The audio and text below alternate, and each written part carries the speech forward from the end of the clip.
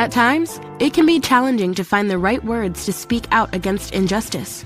However, for author Audre Lorde, staying silent was never an option. Referring to herself as a Black, lesbian, mother, warrior poet, Lorde's courage made her a writer who represented her community. Born in New York in 1934, Lorde was raised in Harlem by Caribbean parents. Although they worked hard, they were emotionally distant from her. She was a quiet and withdrawn child, spending most of her time reading poetry. Through these poems, she could express her true self, enabling her to communicate more clearly with others. She often spoke in poetry verses to convey her feelings rather than everyday speech to reveal how she felt. When she ran out of poems that reflected her feelings, she started to write her own. Her debut piece in 17 magazine was more than just a feat. It validated her writing abilities.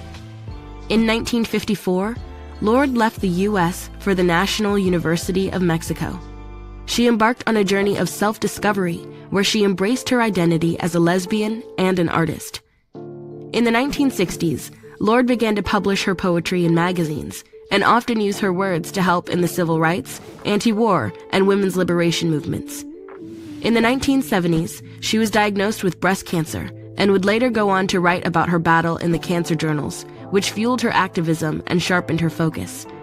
Audre Lorde was a trailblazing writer who believed that only by coming together in solidarity as women, regardless of our differences, could we overcome systemic discrimination. In her book, Sister Outsider, she articulated this vision through a collection of essays, which still resonates today.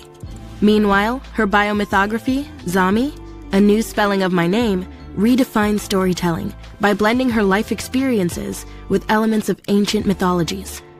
Today, the collected poems of Audre Lorde serves as an enduring testament to her vision, urging us to challenge the systemic inequalities of race, gender, and sexuality in our society.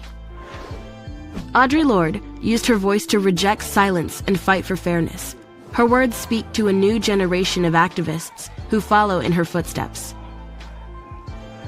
How do you think Lorde's poetry makes a difference in the lives of her readers?